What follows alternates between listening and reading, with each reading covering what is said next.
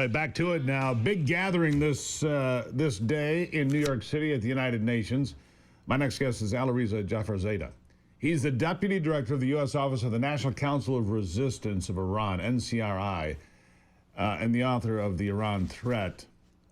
Sir, good to have you back on the program. Big day because you guys are out there. You're out there working for Iranian freedom, and you've got a big get-together today to demonstrate to the world, all the guests coming into the United Nations, that the Iranian citizens want their freedom back. Welcome to the program. Where do you want to start? Absolutely, Steve. First of all, I just came here this morning. As you know, the program is going to start in about an hour, but already the protesters are coming from all over the United States. Thousands of them are going to be here. These are supporters of Mrs. Maryam Rajavi and her 10-point platform for future of Iran. They've come from 40 different states. They have one call repeating the demand of Mrs. Rajavi, that is regime change by the people of Iran. There's no need for boots on the ground or appropriation of money. There are resistance units on the ground in Iran, those who are in the forefront of the protest inside the country. There have been several rounds of major uprisings since 2018 in Iran, in all 31 provinces, people calling for change. And this is happening just 2 weeks after a huge rally by tens of thousands in Brussels, the capital of Europe, supporting Mrs. Rajavi and her call for change. So as you can see, the momentum is building up, and it's very timely because right in front of me is the United Nations, and that's where the world leaders from 192 countries are going to be here, including the President of the United States, who will be speaking shortly. Oh, the momentum you say is turning, and I think that you may be right. After the American airstrikes on the nuclear facilities at Iran, I believe that Iran might be at its weakest point, the regime that is, maybe at its weakest point since 1979. But every time there is a pushback, the regime returns with arrests and executions. We've had a number of your colleagues on here over the past week or two talking about these things. The arrests and the executions, they are a brutal regime. They kill their opponents whenever they can, don't they? Absolutely. This regime is the most brutal you can find.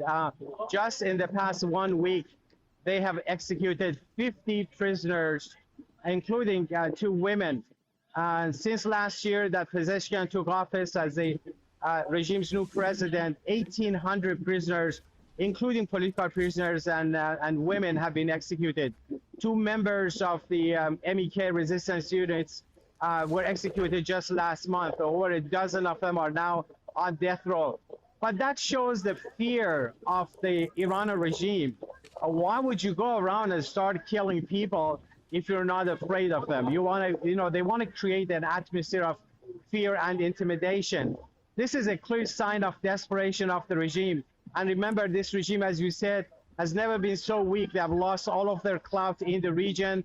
Their biggest proxies, allies are gone. Assad is gone. Inside Iran, the protests are mounting. But international momentum is also very important. The snapback of sanctions was just reactivated here at the United Nations Security Council. In 3 days, they will go into effect on 27th of September, actually in 4 days. All of those sanctions will come back thanks to the revelations made by the main Iranian opposition movement, the NCRI, that exposed a major nuclear sites of Iran, that got the IAEA, that's the UN nuclear watchdog, involved in the inspections, and that led to those sanctions. That's why I think it's so important for the leaders to know this. So, Alireza, what you're saying, Alireza, what you're telling me here is the Iranian regime in Tehran is undeterred, having been hit by the American military strike. They continue to push forward for nuclear weapons, but there's no path forward there. It's not going to be allowed. And the Chinese and the Russians can say as they want, but they don't want the Iranian regime armed with nuclear weapons either, do they? No one wants a nuclear-armed regime. They're already the world's leading state sponsor of terrorism. But the key point that the the rally is actually relaying is that there is an alternative. You don't have to look at Iran through the prism of the mullahs. There is an alternative to the mullahs, a nationwide alternative that's already paid a huge price by sacrificing their lives, by standing and fighting the Ayatollahs. This alternative is actually led by a woman, Mrs. Mariam Rajavi. She's the most threat to the Ayatollahs because the regime is so misogynist, and you have women in the leadership of the movement. It's not a coincidence that you saw women involved in the forefront of those protests in Iran. That's why it's so important for the world leaders to, when they come here, to understand when we talk about Iran, we should be talking about the people of Iran. 40 plus years of resistance against dictatorship and striving for democracy, for human rights, for political pluralism. Steve, just think about an Iran that is, pursuing peace in the region, democracy in the country, separation of religion and state, and non-nuclear Iran, non-belligerent policies. What a difference that will make, not just for the people of Iran, but also for the whole region and the whole world. Absolutely. That's what the message is here today. Yeah, it's a good message. Alireza, greatly appreciate you being here as you get set for 2 days. You're going to be out there, the next 2 days during the UN General Assembly. Very important. Donald Trump is in New York, as you know, so you have the whole world as your audience. I wish you well, because we want the Iranian people to breathe free again.